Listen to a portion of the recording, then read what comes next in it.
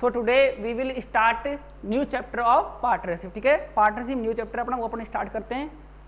Name is basic concept of partnership. Okay, in this chapter we will discuss about 7 topic of partner. ठीक है, first is meaning of partnership, second is what is partnership deed, what is interest on capital, what interest on drawing, what is guarantee, what is past adjustment and method of accountancy. Okay, इस chapter में अपन कितने 7 topic के बारे में discuss करेंगे step by step. ठीक है, और पार्टनरशिप क्या होती है देखो, you have discuss about partnership in your BST in 11th class. ठीक है, आप पढ़ चुके होंगे थोड़ा बहुत कि पार्टनरशिप क्या होती है और क्या नहीं होती, मीनिंग वगैरह क्या होती है उसकी। तो ये हो गया थ्योरेटिकल पार्ट। देखो ये दोनों कौन से हैं, ये अपने थ्योरेटिकल पार्ट है, और देयर आर 5 टॉपिक किस चीज के अपने, वो अपने प्रैक्टिकल पार्ट है। ओके, तो मेरे अकॉर्डिंग तो सबसे पहले अपने किसके बारे में डिस्कस करेंगे, प्रैक्टिकल पार्ट के बारे में, क्योंकि प्रैक्टिकल आ जाएगा तो अपने को थ्योरी भी अपने आप समझ में आ जाएगी। ठीक है ना, कि गाड़ी चलानी कैसे है उसको समझो,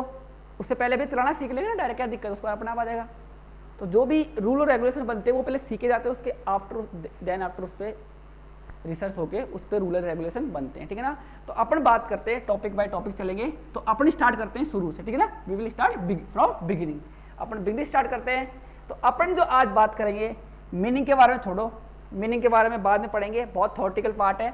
आज अपन डिस्कस करेंगे किस किस के बारे में, पहले बात करते हैं पार्टनरशिप डीड की, फिर इंटरेस्ट ऑन कैपिटल, फिर इंटरेस्ट ऑन ड्रॉइंग के बारे में बात अपन करेंगे। तो पहले बात करते हैं पार्टनरशिप डीड के बारे में। तो deed, before discuss about deed I want to share something about your firm. ठीक है, उसके बारे में डिस्कस करते हैं फर्म के बारे में। देखो भैया, ए है और कौन है, बी, दोनों मिले, दोनों ने क्या स्टार्ट करी, एक फर्म स्टार्ट करी। क्या स्टार्ट करी, फर्म। फर्म का ऑब्जेक्ट क्या होता है, खोल ली भैया, चलो भैया सोएंगे आराम से, नहीं भैया, फर्म का ऑब्जेक्ट क्या होता है, प्रॉफिट अर्न करना, कि आप कितना प्रॉफिट अर्न करना चाहते हो।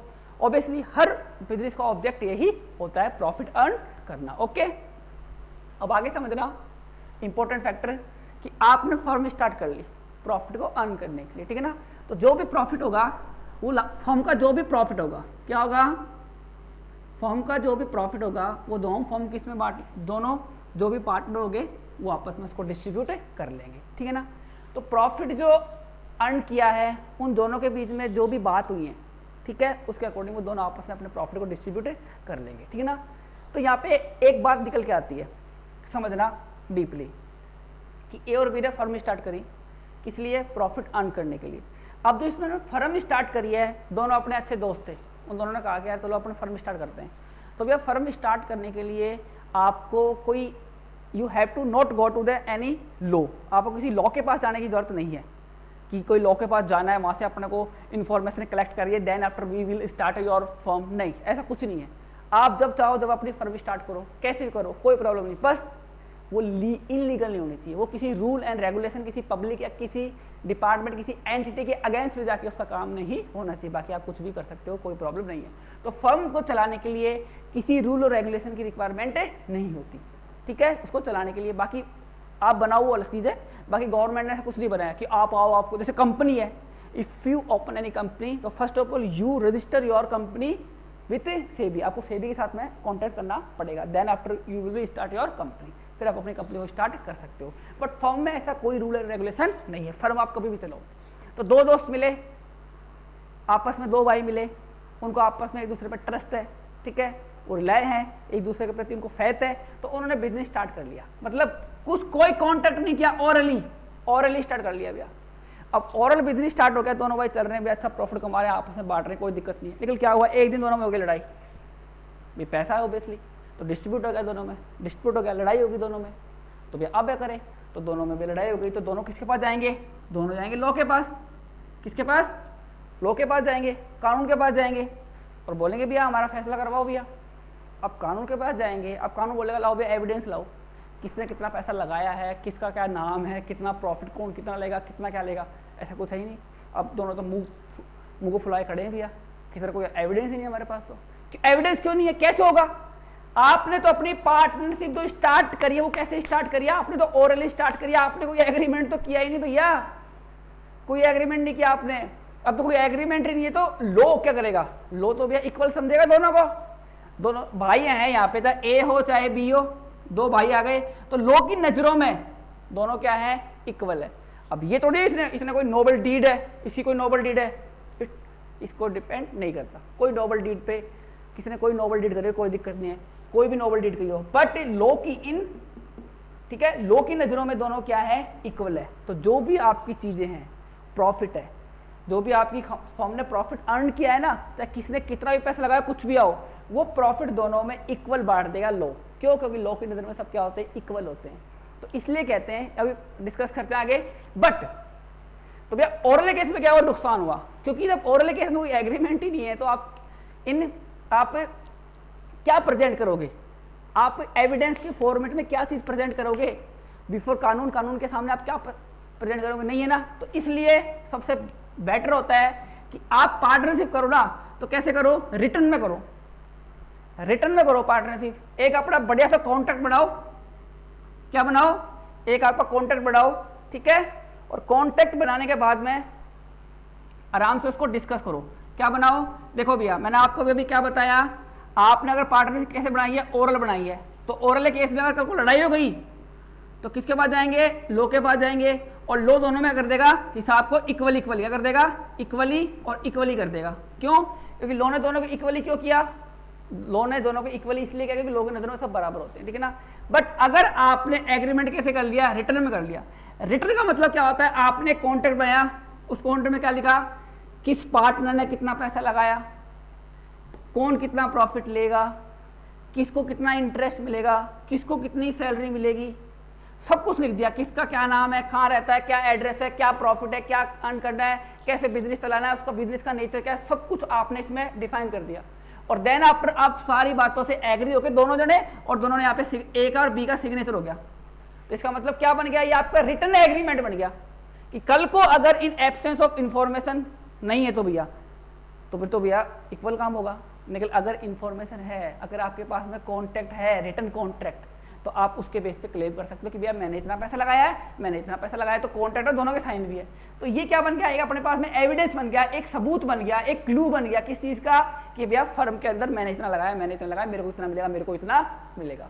तो ये जो रिटर्न एग्रीमेंट होता है ना, इसको क्या बोलते हैं, पार्टनरशिप डीड बोलते हैं। क्या बोलते हैं, पार्टनरशिप डीड। तो रिटर्न क्या, मैंने क्या बताया कि जो क्या चीज है, return agreement between partner, it's called, क्या कहते हैं उसको अपन, उसको कहते हैं अपन पार्टनरशिप डीड, ठीक है। तो पार्टनरशिप डीड क्या होती है, पार्टनर्स के बीच में रिटर्न एग्रीमेंट होता है कि कल को दोनों में लड़ाई हो जाए, कोई डिस्प्यूट हो जाए, कोई भी प्रॉब्लम हो जाए, तो लो इस एविडेंस को देख के, डीड को देख के आपके बीच में आपकी लड़ाई को सही करवा सके, आपका ढंग से बंटवारा करवा सके, जो भी चीज़ है अमंग द पार्टनर या टू पार्टनर, तो बिटवीन द पार्टनर चीज़ों को आपस में डिस्ट्रीब्यूट करवा सके, तो वो होती है पार्टनरशिप डीड। कोई बोले भैया पार्टनरशिप डीड पे क्या आता है, तो ये तो पागल वाली बात है भैया, खुद समझो यार क्या आएगा उसमें। उसमें सारी चीज़ें होती हैं कि किसको किसने कितना, किसका क्या नाम है, आपका बिजनेस का नाम क्या है, आपका एड्रेस क्या है, आपने कितना पैसा, कितनी कैपिटल लगाई है, इंटरेस्ट टू कैपिटल मिलेगा, ये इंटरेस्ट ऑन ड्रॉइंग लिया जाएगा, ये सारी चीज़ें, क्या नाम पता, क्या बिजनेस है, कब बंद करनी, कब स्टार्ट करनी, सब कुछ होता है। तो सब क्या होता है आपका पार्टनरशिप डीड के अंदर होता है। जैसे मैं बोलूँ अकाउंटेंसी क्या, आपको काम किया है नया किया, तो उसकी आप कॉपी मेंटेन करते हो, फिर नोटबुक, तो ऐसे ही फर्म का आपको रिटर्न एग्रीमेंट रखना पड़ेगा। ये कंपलसरी नहीं है, नॉट मैंडेटरी, ये कंपलसरी नहीं है, ये एसेंशियल है। ये क्या है, ये एसेंशियल है आपका आपको कवर करने के लिए, आपकी कोई लड़ाई से कवर करने के लिए एसेंशियल है। ये नेसेसरी नहीं है, मैंडेटरी कंपलसरी नहीं है, ये आपका एसेंशियल है। आवश्यकता है, आप रखो चाहे ना रखो, आपकी मर्जी है। रखोगे तो फायदा आपका है, कल को लड़ाई होगी तो लो देख के आपका हिसाब करवा देगा, नहीं है तो भैया आपने 1 लाख लगायो, उसने 10,000 लगायो, प्रॉफिट दोनों को इक्वली बढ़ जाएगा, ना सैलरी कमीशन कुछ भी नहीं दिया जाएगा। अब दूसरी बात, पार्टनर को सैलरी कमीशन इंटरेस्ट ड्रॉइंग सारी चीजें तो देंगे, उससे लेंगे, वो किसके बेस पे लेंगे, डीड के बेस पे। डीड नहीं है, जब डीड में कोई चीज लिखी नहीं हुई, ना सैलरी इंटरेस्ट कुछ भी नहीं लिखेगा डीड में, तो पार्टनर को कोई भी चीज नहीं दी जाएगी। तो in absence of partnership deed, अगर पार्टनरशिप डीड आपकी नहीं है, इन केस जो भी आपका प्रॉफिट है ना, वो डिस्ट्रीब्यूट कर दिया जाएगा between the among the partner के बीच में डिस्ट्रीब्यूट कर देंगे, ना सैलरी कमीशन कुछ भी नहीं देंगे। तो क्वेश्चन भी आता है, in absence of partnership deed which rules applicable, ठीक है। पार्टनरशिप डीड नहीं होने पे कौन कौन से रूल आपके एप्लीकेबल होते हैं। तो भैया सिंपल सी बात है, जब डीड ही नहीं है तो क्या रूल भैया, तो कानून के पास जाओगे वो दोनों को इक्वल सब देगा, और जो भी प्रॉफिट है उस प्रॉफिट को दोनों को इक्वल बांट देगा। सैलरी कमीशन बोनस कुछ भी नहीं देगा, क्यों, क्योंकि सैलरी देते, कमीशन देते, बोनस देते, इंटरेस्ट पे, ड्रॉइंग पे इंटरेस्ट लेते, सारी चीजें प्रॉफिट में तो एडजस्ट होती भैया। 50,000 के प्रॉफिट में से ये देते ये देते ये देते, फिर जो बचता वो पार्टनर बांटते। अब प्रॉफिट आपका ऐसा है, वो सारा प्रॉफिट दोनों में इक्वली बांट देंगे, तो प्रॉफिट ही बांट दिया तो उसमें सब कुछ एडजस्ट हो गया। तो इस कारण सैलरी कमीशन इंटरेस्ट वगैरह कुछ ना देते हैं ना कुछ लेते हैं। In absence of partnership deed, जो भी प्रॉफिट उसको इक्वली बांटते हैं। इक्वली क्यों बांटते हैं, क्योंकि लोग की नजर में दोनों क्या होते हैं, इक्वली होते हैं। इस कारण दोनों को प्रॉफिट को इक्वली बांट दिया जाता है अमंग द पार्टनर या between the partner, depend on the number of partner, ठीक है ना। तो ये कर देते हैं, बात समझ में आती है। तो ये होती है आपकी पार्टनरशिप डीड आती है, रटने की जरूरत नहीं है, खाली चीजों को समझना ऊपर ऊपर, ठीक है। तो ये बात किसकी होती है, अपनी पार्टनरशिप फर्म की बात होती है, ठीक है ना।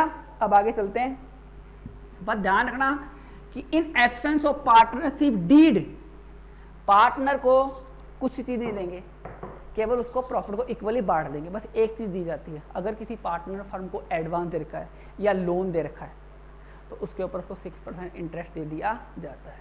बात समझ में आती है। तो ये बात हो गई अपनी किसकी, पार्टनरशिप डीड की, ठीक है ना। अब देना we will switch to next topic, practical part, ठीक है ना। इंटरेस्ट ऑन कैपिटल, देखो आपको आता होगा, आपने सीखा होगा, कुछ भी किया होगा आपने, ठीक है ना, इस प्रेजेंट मैटर, ठीक है ना। तो first of all you should gotten rate, ठीक है ना। आप सारी चीजों से आपको पहले छुटकारा पाना पड़ेगा, उनको छोड़ो और भैया जो स्टार्ट हो रहा है वहां से पढ़ना स्टार्ट करो, ठीक है ना। इंटरेस्ट ऑन कैपिटल क्या होता है भैया, पार्टनर ने अगर फर्म को कोई कैपिटल दी है तो it is a right of the partner to get the interest from the firm. उसको फर्म से इंटरेस्ट लेने का अधिकार होता है, उसको राइट होता है कि भाई उसको इंटरेस्ट लेना पड़ेगा, ठीक है ना। वो फर्म देती है। अगर डीड में लिखा हुआ है तो, अगर डीड में लिखा है कि पार्टनर को इंटरेस्ट देना है तो देना पड़ेगा, बाकी पार्टनर फर्म में कितनी कैपिटल इन्वेस्ट करे, अगर जब तक लिखा नहीं है जब तक नहीं मिलेगा। तो क्वेश्चन बने भैया, if any partner invest any rupee any money into the firm, अगर फर्म में उसने कोई मनी कोई कुछ भी पैसा इन्वेस्ट किया है तो क्या उसको इंटरेस्ट मिलेगा? हाँ सर मिलेगा। कब मिलेगा? जब डीड में लिखा होगा, डीड में लिखा होगा तभी मिलेगा। और दूसरा केस, मान लीजिए कब मिलता है भैया पैसा, जल्द बाद में डिस्कस करेंगे। अभी ध्यान रखो कि इंटरेस्ट और कैपिटल फर्म में लिखा होगा जब भी मिलेगा, नहीं तो बाकी कितना पैसा इन्वेस्ट करे मान लीजिए कुछ भी नहीं मिलने वाला, ठीक है ना। अब आगे चलते हैं, ठीक है भैया। तो इंटरेस्ट ऑन कैपिटल पे इंटरेस्ट निकालेंगे, तो इंटरेस्ट निकालने के क्या पढ़ेंगे अपन? मेथड। तो देयर आर टू मेथड। कितने मेथड होते हैं? दो मेथड होते हैं, ठीक है। कितने मेथड होते हैं? दो होते हैं मेथड भैया। कौन कौन से होते हैं? एक होता है सिंपल, और सिंपल को और सिंपल कर दूंगा तो बन जाएगा प्रोडक्ट। तो प्रोडक्ट मेथड भी किससे बनता है? वो बनता है सिंपल मेथड से, ठीक है ना। Product method is a simple part of simple method, ठीक है ना। अब दोनों को कैसे करते हैं वो समझते हैं भैया। तो दोनों के लिए एक ही एग्जांपल लेंगे और दोनों को समझने की कोशिश करेंगे, ठीक है। कैसे? देखो भैया, अगर ए है उसने फर्म में कितने रुपए इन्वेस्ट किए हैं? 3 लाख, और एक ने be invested 2 lakh into the firm, ठीक है ना। रेट ऑफ इंटरेस्ट इज 10% मान लेते हैं, कंसीडर करते हैं कितना? 10% कंसीडर करते हैं। अब देखना, ए ने कितने लगाए? 1 अप्रैल को इसने लगाए 1 लाख रुपए। तो भैया इंटरेस्ट जो मिलता है ना, एक होती है आपकी ओपनिंग कैपिटल और एक होती है आपकी क्लोजिंग कैपिटल। तो इंटरेस्ट हमेशा किससे मिलता है? ओपनिंग कैपिटल पे। क्यों? क्योंकि मान लीजिए आप कोई ए है, उसको आपने है ना, मान लीजिए कोई एक्स है, उसको आपने है ना पैसा दिया यूज करने के लिए ऑन इंटरेस्ट पे, कि भैया इंटरेस्ट दे देना। आपने उसको दिया 1 अगस्त को, और पैसा आपको क्या लेना है? 31 अगस्त को पैसा लेना है उससे। तो भैया आपने कितने दिए? 10,000 दिए, और यहां आपको पैसा लेना है एंड में। तो इंटरेस्ट कब से लगाओगे? इंटरेस्ट भैया 1 अगस्त से तो लगाना स्टार्ट करेंगे ना एंड तक। तो 1 अगस्त को आपका ओपनिंग जो आपने पैसा दिया उस पर तो लगाएंगे। तो इसका ध्यान रखना, इंटरेस्ट जो निकलता है, interest on capital consider on, calculate on opening capital. वो ओपनिंग कैपिटल पे कैलकुलेट किया जाता है, ये चीज माइंड में रखना। अगर if you don't get the opening capital from your question, अगर क्वेश्चन से आपको नहीं गिवन दे रखा, नहीं कर रखा है वो, तो आपको कैलकुलेट करनी पड़ेगी। वो हम आपको सिखाएंगे आगे, ठीक है। तो तो भैया इसने लगाए 3 लाख, इसने लगाए 2 लाख, तो भैया इसको प्रोडक्ट मेथड से नहीं होगा ये, क्यों? सिंपल सा है ना। ये कब अप्लाई होता है मैं बताता हूँ। तो 3 लाख का 10% दे देंगे पूरे 12 मंथ का भैया, अप्रैल से मार्च तक का, तो निकल जाएगा भैया सिंपल सा, कितना आएगा 30,000 आ जाएगा।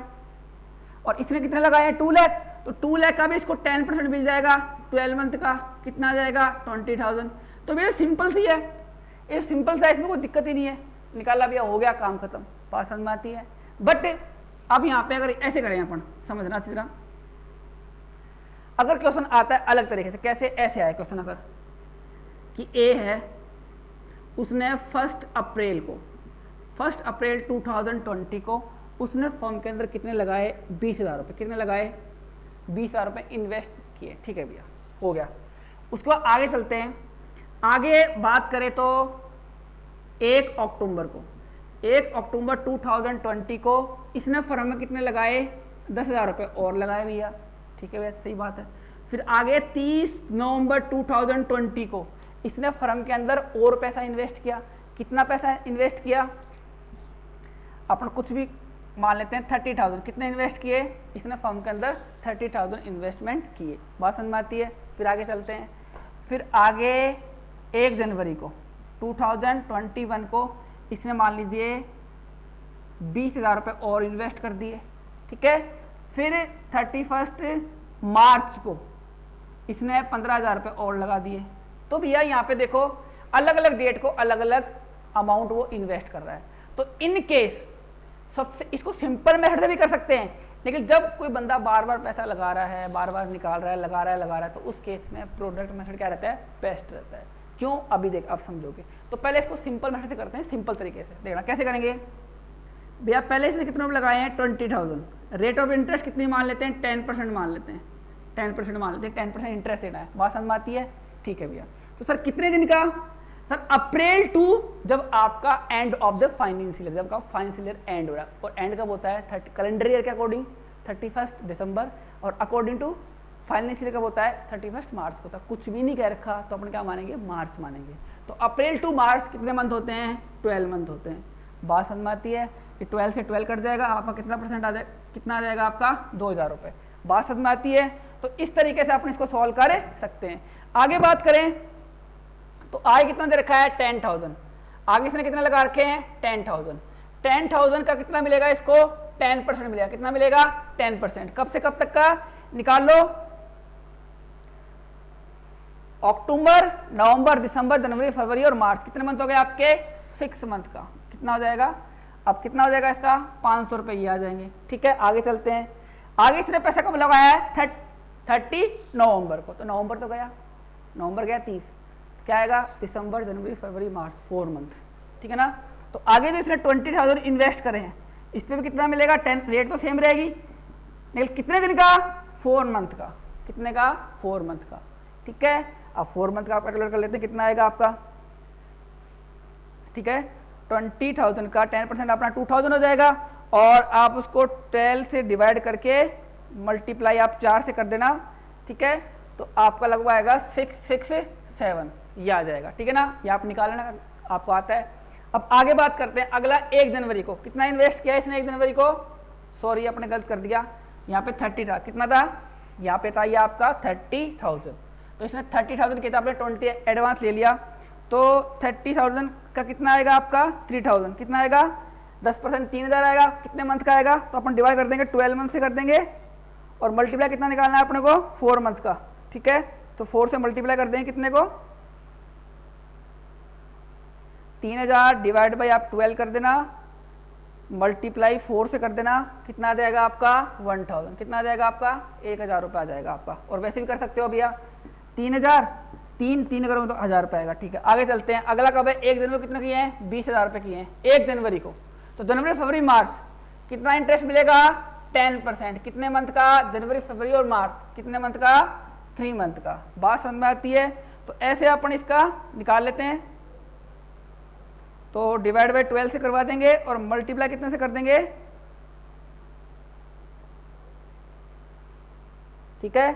तो इसका आ जाएगा लगभग अपना 500 रुपये। कितना आ जाएगा, ये मैंने निकाल लिया, कितना आएगा आपका 500 रुपये आ जाएगा, क्योंकि 2000 तो पूरे साल का हो जाएगा 10%, ठीक है। डिवाइड बाई आप 12 से कर देना और मल्टीप्लाई इसको 3 से कर देना, तो आपका 500 आ जाएगा। ऐसे टोटल कर लेना भैया, टोटल कितना बन रहा है इसका 2, 3 और 4, टोटल कितना बन गया 4000 रुपये बन गए। तो ये किससे करा अपन ने, ये अपने सिंपल मेथड से इसको सिंपल तरीके से सॉल्व कर लिया। बात समझ में आती है, ठीक है भैया। अब इसी क्वेश्चन को रही किससे, प्रोडक्ट से। तो प्रोडक्ट मेथड कैसे बना वो समझ लो, सिंपल से कैसे बना। देखो ये जो फॉर्मूला है ना आपका, ये जो आपने बनाया है सारा, इसमें से आपको वो चीजें अलग करनी है जो बार बार रिपीट हो रही है। रिपीटेड जो आइटम है उसको आप अलग करो, जैसे ये रिपीट हो रहा है, ये हो रहा है, ये हो रहा है, ये हो रहा है। तो यहाँ पे आपकी रेट डिवाइड बाई 100 रिपीट हो रहा है। और क्या रिपीट हो रहा है, ये रिपीट नहीं हो रहा, 12 ऊपर 6 4 3 अलग अलग आ रहा है, नीचे 12 12 12 ये रिपीट हो रहा है, तो नीचे 12 भी क्या हो रहा है आपका रिपीट हो रहा है। और बाकी जो रिपीट नहीं हो रहा, जो बाकी रिपीट नहीं हो रहा उसका वो क्या करना है वो समझ लो। तो ये आपका फॉर्मूला बनता है। तो बाकी रिपीट क्या नहीं हो रहा, बाकी आपकी कैपिटल रिपीट नहीं हो रही और बाकी आपके मंथ रिपीट नहीं हो रहे। कैपिटल कौन कौन सी थी, 20 10 30 और 50 अलग अलग आ रही है। 20 अलग है, ये अलग है, ये अलग है, ठीक है, और आपका ये अलग है और आपका ये अलग है। तो ये सारा आइटम क्या है आपका अलग अलग है। क्या है, ये सारा आइटम आपका अलग अलग आपको आइटम दे रखा है, ठीक है। तो अलग अलग मैंने लिख लिया। उसके बाद क्या करना है समझो, मंथ भी आपके अलग अलग थे, 12 6 4 3, तो इसके 12 मंथ था, इंटरेस्ट देता, इसको 6 मंथ का, इसको 4 मंथ का, ठीक है, इसको 3 मंथ का, और लास्ट में मार्च था, तो 31 मार्च से 31 मार्च तक 0 दिन होते हैं, तो इस पे इंटरेस्ट नहीं मिलेगा, तो 15,000 को हम यहाँ पे नहीं लेंगे। बात समझ में आती है। अब करते हैं इनको आपस में मल्टीप्लाई। तो देखो कैपिटल को मंथ से करें तो क्या आ जाएगा आपका प्रोडक्ट, क्या आ जाएगा आपका प्रोडक्ट आ जाएगा। समझ रहे हो मेरी बात को, कि सिंपल मेथड को मैंने किस में चेंज कर दिया, प्रोडक्ट में। जो चीजें बार बार आ रही है इसको एक बार लिख लो, और जो बार बार नहीं आ रहा उनको मल्टीप्लाई कर लो आपस में, क्योंकि भैया देखो ये इससे मल्टीप्लाई हो रहा है तो मल्टीप्लाई कर लो। तो 2,40,000 ये हो जाएगा, ठीक है, 60 ये हो जाएगा आपका, ठीक है, 1,20,000 रुपये आपके ये हो जाएंगे और 60,000 रुपये आपके ये हो जाएंगे। तो क्या कर लेंगे, इनका सबका टोटल कर लेंगे। क्या कर लेंगे, तो इसको बोलेंगे टोटल ऑफ प्रोडक्ट। क्या आ जाएगा आपका टोटल ऑफ प्रोडक्ट, आपका यहाँ पे आपको आंसर आ जाएगा। देखो 3 लाख तो ये हो गए, 4,80,000 कितना आ गया अपना प्रोडक्ट का, 4,80,000। तो यहाँ रखेंगे टोटल ऑफ प्रोडक्ट, ठीक है। तो टोटल प्रोडक्ट कितना है आपका 4,80,000 आया। रेट आप कितनी दे रखी है, 10% दे रखी है, और नीचे कितना आ जाएगा आपका 12 आ जाएगा। बात समझ में आई है। तो भैया मैंने क्या किया, सिंपल को और सिंपल कर लिया, कि बार बार कोई आइटम आ जाए तो बार बार निकालोगे तो बहुत लॉन्ग पड़ेगा। कॉमन ले लो, नीचे 12 कॉमन आ ही रहता, और बाकी जो बचा उसको आपस में मल्टीप्लाई कर दो। तो अपने को इस क्वेश्चन को देख के सॉल्व नहीं करना, अपने ऐसे करेंगे 20,000 रुपये लगाए हैं 12 महीने के लिए, ये लगाया 6, ये ऐसे करके प्रोडक्ट निकाल लेंगे, टोटल कर लेंगे रख के, और फॉर्मूला अप्लाई यहाँ पे कर देंगे। बात समझ में आती है। अब आप जब इसको सॉल्व करोगे, 2 लाख कितना आ रहा है आपका, 4,80,000 आ रहा है, ठीक है। कितना निकालना है आपको, इसका 10% कितना होगा, 48,000 हो जाएगा, और डिवाइड बाय कितने से कर देंगे, 12 से कर देंगे। तो कितना आएगा आंसर आपका, इसका आंसर आएगा 4,000। तो देख लो आपका आंसर यहाँ पे, और देखो यहाँ पे आंसर क्या आ रहा है आपका, सेम आ रहा है, ठीक है। तो सिंपल और प्रोडक्ट मेथड से आंसर क्या आते हैं आपके, सेम आंसर आते हैं। सेम आंसर क्यों आते हैं, क्योंकि भैया आपने सिंपल मेथड को और सिंपल करके प्रोडक्ट में चेंज कर दिया। अब बात करते हैं क्वेश्चन की। तो क्वेश्चन में कहेगा कि सिंपल से करना है या प्रोडक्ट से करना है, और कुछ भी नहीं कर रखा, तो आपको जो इजी लगे उससे करना। और मैं बता दूं, अगर आपको जैसे उसने 3 लाख लगाए, ही इन्वेस्ट 3 लाख, ही इन्वेस्ट 2 लाख, ठीक है, तो उस पर भैया और बार बार पैसा अगर इन्वेस्ट नहीं कर रहा तो सिंपल से कर देना, 2 मिनट में हो जाएगा। और बार बार पैसा लगा रहा है, ठीक है, तो उस केस में हम क्या करेंगे, उसको अपन किस मेथड से करेंगे, उसको अपन प्रोडक्ट से करेंगे। प्रोडक्ट का फॉर्मूला क्या हो गया, टोटल ऑफ प्रोडक्ट, फॉर्मूला क्या हो गया, total of product multiply rate divide by 100 divide by 12, ठीक है। तो ये क्यों आया, ये कैसे बना, कई दिन पूछते हैं सर नीचे 12 क्यों आया, उनको पता ही नहीं है 12 क्यों आया, क्योंकि अपन ने इसका कॉमन लिया है। बात समझ में आती है। तो ये अपने किसकी बात हो गई, इंटरेस्ट ऑन कैपिटल की, ठीक है। Tomorrow we will discuss about interest on drawing, वो डीपली चलेगा थोड़ा बहुत, ठीक है ना। आज के लिए इतना ही, थैंक यू।